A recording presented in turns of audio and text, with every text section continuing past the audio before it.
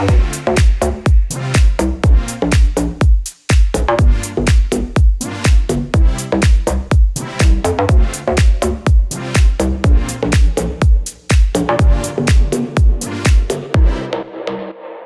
everyone, it is Vian from Mountain Road Ride here, and today we're looking at a very unique gravel tire in the form of the Panaracer GravelKing 700x26C gravel tires. Now, that is a fairly odd size for a gravel tire in that 26mm width.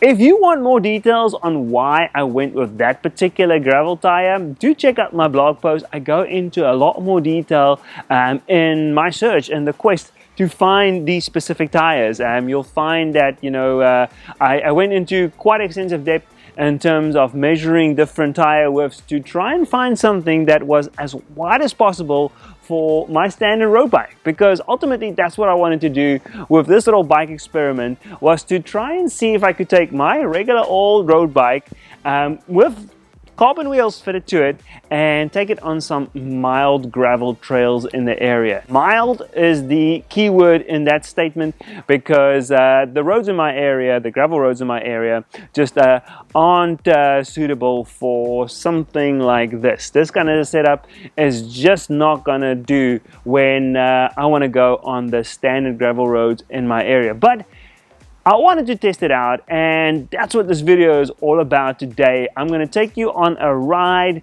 that went over various surfaces, road, and then also some mild gravel stretches. And you're going to see how this bike performed with these tires on it. At the end of the day, we'll circle back and I'll walk you through my key takeaways of what I found with this setup on those gravel trails. So now, over to the ride, let's check it out. So I set the tire pressure to 80 psi and headed out into the Virginia countryside on a hot and humid day, and what a beautiful day it was out there. For the majority of my ride I would be on paved surfaces, and you can see up on my Garmin GPS right now that speeds that you can achieve with these GravelKing tires are pretty respectable indeed.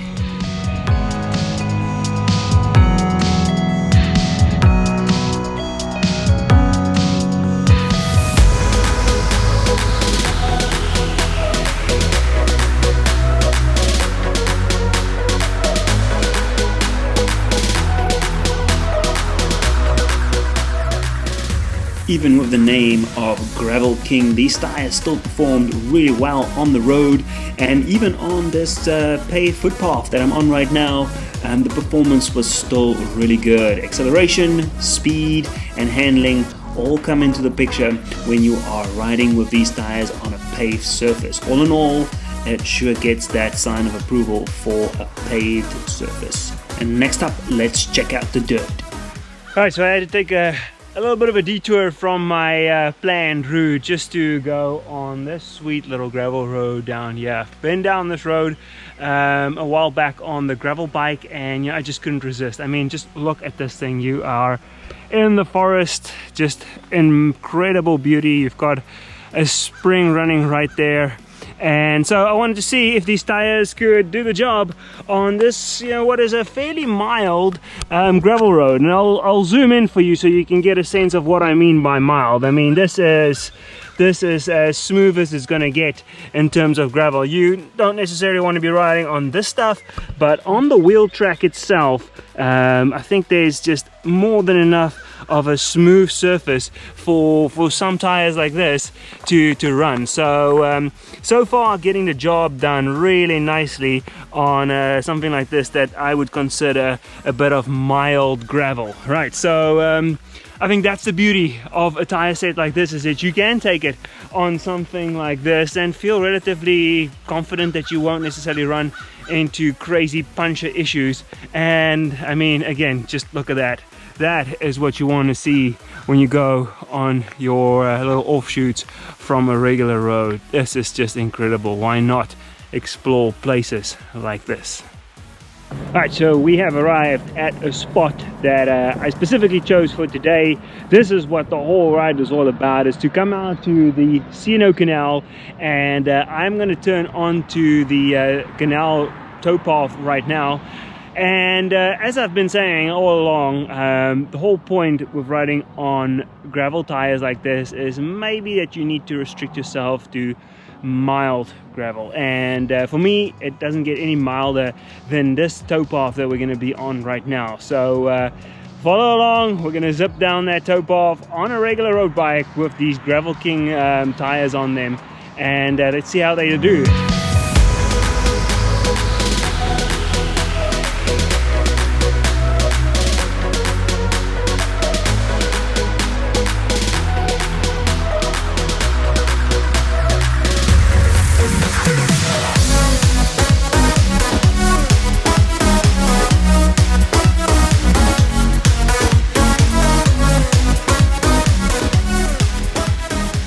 Alright, I think you can agree that this is as smooth as a gravel surface will ever get. It's practically a road with a light dirt dusting on it. So the tires, I have absolutely no problem just zipping around on these dirt trails. So as far as mild gravel, yeah, you can definitely get away with this tire on any standard regular road wheel. Or something like this.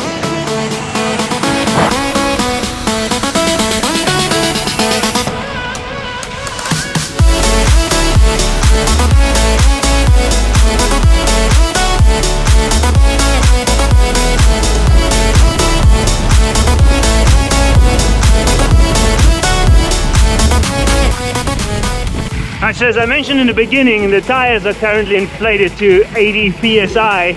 And I must say, I am pleasantly surprised at how well these tires are doing on this gravel trail.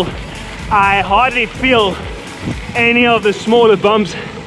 Alright, given they're on a lot, but whenever I do go over them, the 80 psi in these tires really do add just a little bit of shock absorption that can help smooth out the ride. So it's getting the job done well.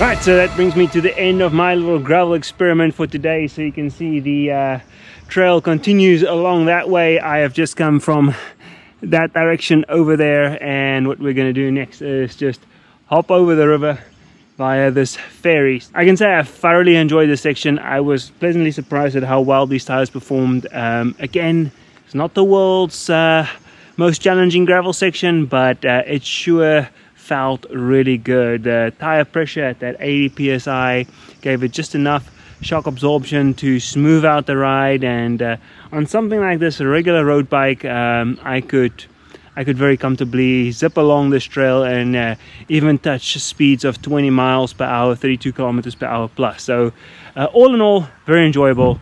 And now just the last little bit of road riding to finish things off for today.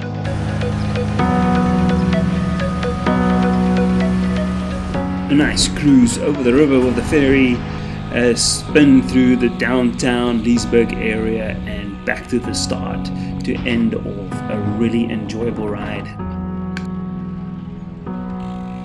Right, so there you have it. That was my ride along, mostly you can see paved surfaces, and then also that very, very well-maintained stretch of the C&O Canal.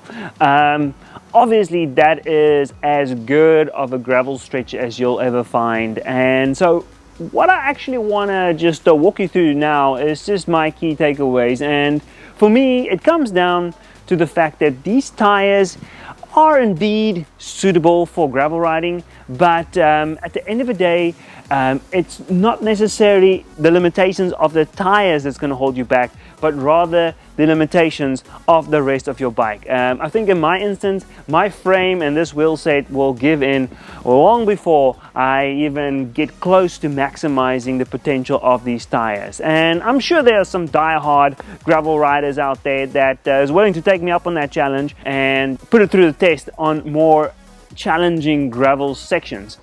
I'm not going to do that. I'm very happy with my road bike as it is right now, and I do want to keep it in good condition. So I wasn't willing to completely destroy my equipment for this experiment. But at the end of the day, I feel like this gravel tire is definitely suitable for gravel riding, but you're going to have to be selective in terms of the stretches that you want to take it on. Not because of the tire, but probably because of the rest of your equipment. Who is this tire for at the end of the day? I think if you're a rider who predominantly sticks to the road, but you do have the odd gravel cut through here or there that you just want a little bit more peace of mind on, then this kind of tire is gonna do the job really, really well. It's still, as you saw, super fast on the road, performs really well, but then can hold its own on very mild and moderate gravel sections.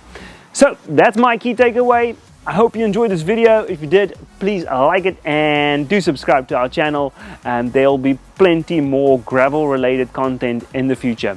That's it from my side. I'm Vian from Mountain Road Ride. See you next time.